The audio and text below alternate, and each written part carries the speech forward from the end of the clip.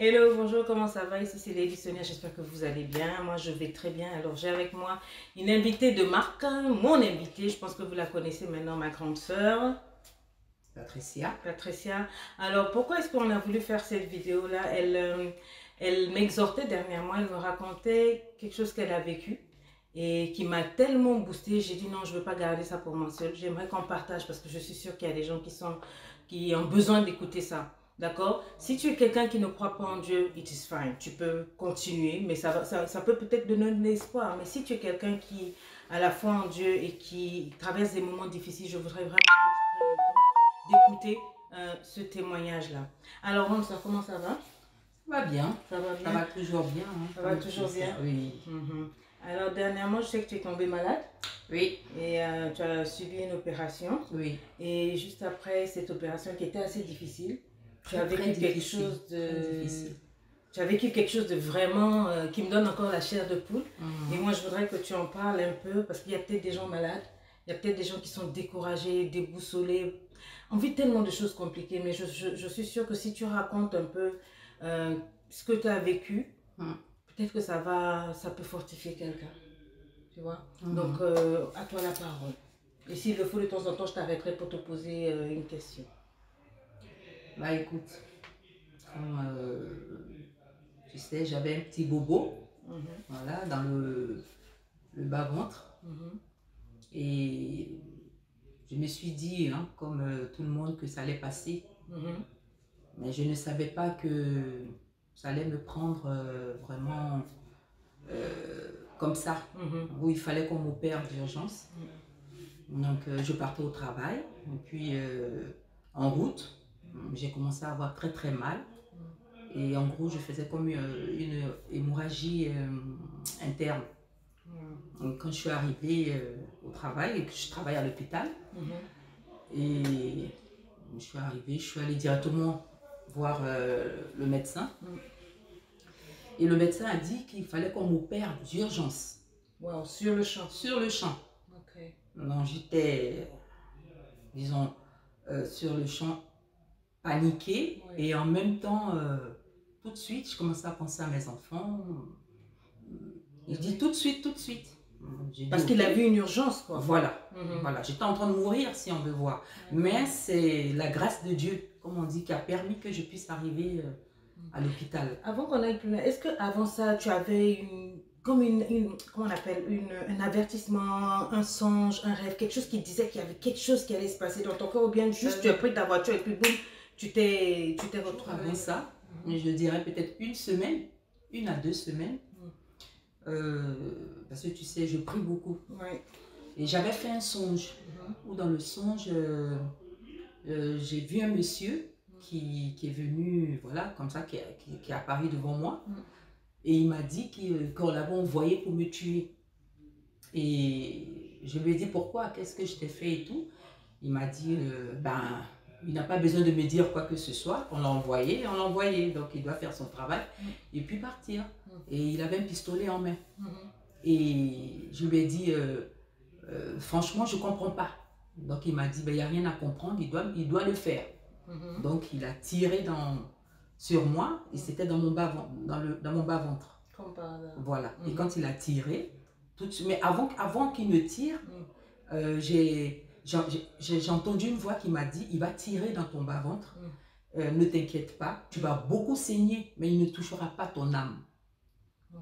Voilà, c'est cette voix que j'ai entendue.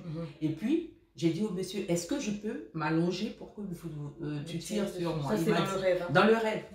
Il m'a dit, fais ce que tu veux, mais je dois te faire vite et partir.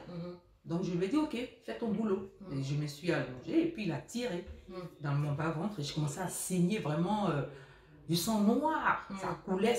Et quand je me suis réveillée, tout de suite, je commençais à prier. J'ai prié, j'ai même pris 3 jours de jeûne avec un groupe de prière. Et c'est là que, quelques temps après, j'ai eu ce problème-là en partant au travail. Donc, en quelque sorte, je devais normalement mourir. Parce que normalement, quand on tire sur toi comme ça, dans un songe ou quoi, automatiquement, quelques jours après, tu meurs. Ah ouais? Oui. Oui, parce que j'ai déjà entendu ça. Il y a des gens vraiment, voilà, qui ont vécu les mêmes choses, mais qui ne sont pas restés. Si, j'ai déjà un truc. Donc ça, c'est vraiment la grâce de Dieu. Voilà, parce que, comme j'ai dit, je prie beaucoup et je crois vraiment au Seigneur. Donc, et donc là, on te dit, il y a opération imminente, tu te retrouves au bloc. Au bloc, voilà, je me retrouve au bloc. Déjà, j'appelle voilà, la famille et tout pour dire que, voilà, je rentre au bloc et tout. J'ai appelé ma fille qui est à Londres. Elle est venue en même temps le même soir et tout, voilà. Et puis, je me suis retrouvée au bloc. J'étais là, vraiment, comme on dit, c'est vrai, je crois en Dieu et tout. Mais je me disais, mais qu'est-ce que j'ai pu faire? Qu'est-ce que j'ai pu faire pour me retrouver sur ce lit? Et en plus, je ne connaissais personne dans ce bloc. C'est ce que je me disais quand j'étais allongée. Je disais, mais parmi tous ceux-là, je sais qu'il y a un Dieu. Et je sais que le Dieu en qui je crois, Jésus-Christ, le ressuscité, il est là parmi eux. Et je sais qu'il va permettre que tout se passe bien. Et après, je suis partie. Tu as fait combien d'heures sur le billard? Je suis rentrée à 8h, je suis sortie à 10h30, 11h par là. 2h. Ok. Ouais. Et au réveil? Au réveil, j'ai vu, voilà, il y avait du monde autour de moi et tout. J'étais là et tout ce que je disais, c'était simplement merci Seigneur. Merci Seigneur d'être resté avec moi, de m'avoir amené et tout. Et puis après, on m'a monté en chambre. Alors, ce dont nous parlons maintenant, c'est qu'est-ce qui s'est passé? Qu'est-ce qui s'est passé? Un jour, tu dis que tu dormais et puis tu as eu une visitation. Est-ce que tu peux nous en parler? Oui, là, c'était le deuxième jour. Tu étais en souffrance, j'imagine. Oui, j'avais tellement mal. Et pourtant, toi, tu es quelqu'un qui endure la douleur en général. J'avais tellement mal. J'arrêtais pas de sonner à chaque fois pour les morphines. Et la douleur était tellement que je ne sais pas comment je vais te... Oula. Et j'étais là, je sonnais, j'arrêtais pas. Et puis à un moment, je disais, mais qu'est-ce qui m'arrive, Seigneur? Pourquoi moi? Qu'est-ce que j'ai fait? Et tout. Je parlais, tu vois, j'étais triste et tout. Et à un moment, je me suis endormie en parlant. Tu vois, je parlais toute seule et tout. Et puis après, je me suis endormie. Et il y avait aussi un truc, c'est que malgré la douleur, je suivais les prédications. Oui, je mettais et puis je suivais, il y avait des prières, des trucs comme ça et je lisais. Et puis même j'avais ma Bible et tout. Quand j'avais mal et tout, je laissais la Bible, j'étais là et tout, tu vois. Et après je prenais ma Bible, je lisais des versets et tout ça. Et puis je disais, j'appelais toujours le Seigneur, viens me soulager, j'ai mal, je me sens pas bien et tout. Et tu sais très bien que je suis seule avec les enfants. Donc je disais aussi que mes enfants sont à la maison. Ils sont seuls, Seigneur, voilà, Seigneur, vraiment, je comprends pas, je comprenais pas, c'est comme si le ciel m'était tombé sur la tête et tout. Et puis après, c'est là que je me suis endormie. Et en dormant, j'ai entendu une voix qui me parlait, comme toi tu me parles présentement, comme ça, comme voilà. La voix me disait, ne t'en fais pas. C'est vrai, tu as subi ça, Ça t'a rappelé toutes tes souffrances. Oui. Parce que tu es quelqu'un qui a vraiment... La vie t'a dosé, comme on dit. Ah oui, ça. La vie t'a bien dosé. Comme on dit, j'ai eu le sac à dos de souffrance. Hein. Ça. J'ai entendu la voix, j'entendais une voix qui me parlait. Une voix douce, une voix vraiment de paix, une voix calme. Et puis je dis, mais c'est qui ça? Tu vois, c'est qui ça? Et puis j'ouvre les yeux, je regarde, je vois un médecin. Je vois quelqu'un dans ma chambre qui n'a pas déjà toqué la porte parce que quand les médecins arrivent, ils toquent à la porte. Parce que toi tu es du corps médical, donc voilà. Tu connais les procédures. Ils toquent et puis ils s'annoncent et tout et tout. Mais là, il ne m'a rien dit. Je le vois à côté là, qui me parlait et tout. Et le truc qui m'a intriguée, c'est qu'il n'avait pas porté de masque. J'ai dit, mais c'est quoi ce médecin là? Il faut qu'il... Attends, il veut me contaminer ou quoi? Mais il ne s'occupait pas de tout ce que je disais. Il me reconfortait. Il dit, c'est vrai, tu as subi ceci, tu as subi cela. Mais ne t'inquiète pas, tu vas maintenant aller de l'avant. Ne t'inquiète pas. Et tu verras, toi, tu verras. Ne baisse pas les bras. En tout cas, il me reconfortait, il me parlait, il m'exhortait vraiment. Et puis je dis, mais c'est qui ça? Et je regarde l'heure, il est 1 h du matin. Et puis après, j'ai dit, attends, comme il n'a pas son masque, moi, je vais mettre mon masque.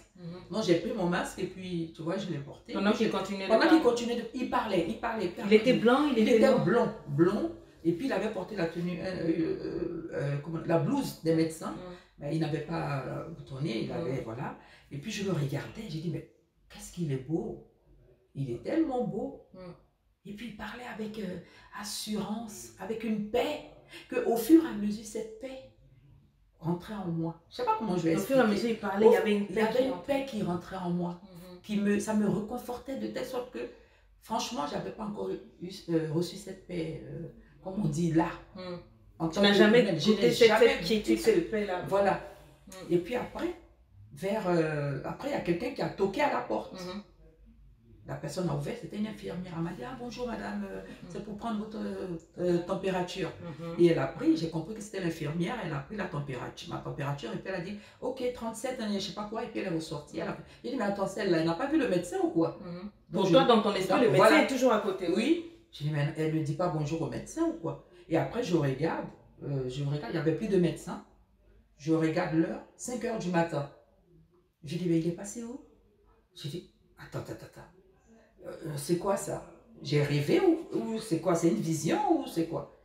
Et après, la paix, une paix vraiment, je ne sais pas comment t'expliquer. La paix, jusqu'à présent, cette paix en moi. Et j'ai compris que c'était le Seigneur.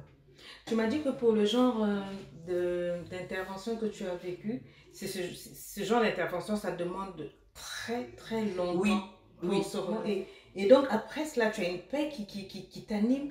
Mais comment tu te physiquement par rapport aux autres? Ah oui, parce que j'ai une amie qui a subi la même opération. Mais elle m'a dit, elle, c'est après 2 semaines qu'elle a pu se lever. Or, moi, 2-3 jours, disons 2 jours. Tu veux dire que dès que j'ai vu, voilà, il est parti. Le lendemain, bon, le matin, parce qu'il était 5 h, après vers 8 h, les filles sont venues, les aides-soignantes. Elles m'ont demandé, oui, bah, madame, on va faire la toilette, on va vous aider. Je dis, non, j'ai pas besoin d'aide. Comme ça. Elles étaient étonnées. Je me suis levée, toute seule, même si j'étais courbée et tout. Voilà, je suis rentrée dans la douche, j'ai fait ce qu'il y avait à faire. Donc, tu avais une force qui n'était pas normale. Et une paix. Et je te dis, moi-même, j'ai dit au médecin que je voulais partir. Donc, le 3e jour, je suis sortie. Oui. Je suis sortie de l'hôpital. Ma fille était là, maman, il fallait quand même rester plus longtemps. Maman, j'ai dit non. Parce que, je l'ai dit, on ne comprenait pas. Les autres ne comprenaient pas que moi, j'avais besoin. Pas que j'avais besoin, mais la force, la paix qu'on t'avait communiqué, faisait que il fallait que je sois debout, pas rester couché comme voilà.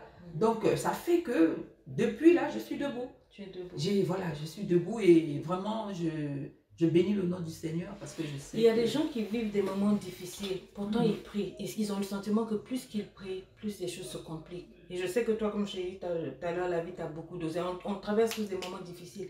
Mais par rapport à ce que tu as vécu, cette rencontre-là, ce docteur qui est venu, qui t'a communiqué une paix, qu'est-ce que tu peux transmettre à quelqu'un qui est vraiment like 0 dans son esprit, se dit que peut-être que Dieu l'a appelé, Dieu n'existe même pas. Déjà, ce que je vais dire, c'est que quand tu es un véritable enfant de Dieu, tu dois passer par les épreuves. Je ne dis pas que oui, les autres ne passent pas aussi par des épreuves et tout, mais toi, tes épreuves, c'est tellement... C'est du solide. Voilà, quand on dit épreuve, voilà, c'est ça. Épreuve. Il y a épreuve et épreuve, c'est pas pareil. Ce qui fait que il faut que le Seigneur te fasse passer par là pour que tu vois qu'au bout, il est là. Parce que si tout est facile pour toi, quel témoignage, tu n'auras rien. Tu n'auras rien. Voilà. C'est pour ça que moi, je bénis toujours le Seigneur pour toutes ces épreuves par lesquelles je suis passée. C'est même quand je donne, parce que j'ai plein de collègues infirmières qui sont dans beaucoup de difficultés. Quand elles viennent, franchement, je mets Dieu devant. Parce que je sais qu'on monte, on descend, celui qui a le dernier mot, en toute chose, c'est lui. Donc il faut lui faire confiance. Il faut lui faire confiance, c'est tout. Et cette plaie que tu as dit, moi, est-ce que ça a changé quelque chose maintenant par rapport aux difficultés que tu as traversées jusque-là? Oui. Comment tu es quoi? Plus sereine? Oui, c'est quoi? Ça fait quelle différence? Ça fait que maintenant, quand par exemple, je veux faire quelque chose et que je vois qu'il y a comme un blocage ou un truc, je me dis non, Dieu va débloquer. Parce que je sais qu'il m'a déjà fait passer, comme on dit, au deuxième étage de la douleur ou de cette épreuve-là qui vient devant moi, voilà, tu vois, devant moi là, il m'a déjà fait passer à plus fort que ça. Ouais. Tu as déjà vu pire en fait. Voilà, donc tu gardes ta paix. Je garde ma paix et puis voilà, j'attends que le Seigneur lui-même agisse. Et l'ennemi viendra toujours pour te montrer le contraire et te faire entendre des voix et tout. Mais c'est à toi de te dire au fond de toi que non, je sais où je vais avec ce Dieu. Et il veut que je passe par là. Donc je ne vais pas contourner cette épreuve-là. Je vais traverser. Comme les enfants d'Israël ont traversé le désert. Voilà. Donc les amis, je voulais juste que vous écoutiez ça. J'étais pas très bien il y a quelques jours et puis elle venait de vivre ça. Et quand elle m'a raconté, j'étais apaisée. J'étais rassurée. Je sais que mon Dieu est vivant. Mais je sais que nous traversons des moments difficiles, des choses compliquées où tu peux même te mettre en doute, quoi. Tu vis des trahisons, des rejets, des abandons, des faillites, des choses extraordinairement difficiles et tu te dis, ah c'est sûr que Dieu m'a laissé tomber. Mais elle ne s'attendait pas à ce qu'il vienne sous la forme d'un médecin non masqué pour la fortifier, l'exhorter. Jésus est là, ton Dieu est là, pendant que tu ne le vois pas. Alors que tu crois qu'on t'a abandonné, il est là. Il ne porte même pas de masque et autres. Il est là pour te demander de tenir ferme, de tenir bon. Je ne veux pas prêcher, moi je suis coach, je ne suis pas pasteur. C'est juste deux sœurs qui sont en train de parler de ce que Dieu a fait. Pour dire que nous avons vécu des horreurs dans la vie. Tu vis des horreurs, mais dans ces horreurs-là, ton Dieu est avec toi. Il veut que tu traverses, que tu passes au prochain level. Il faut que tu traverses pour grandir dans la foi. Ton Dieu est avec toi, il ne t'a pas abandonné, garde la foi. Si tu es malade, il te guérit. Peu importe ta situation, il est avec toi, garde la foi. Bye bye.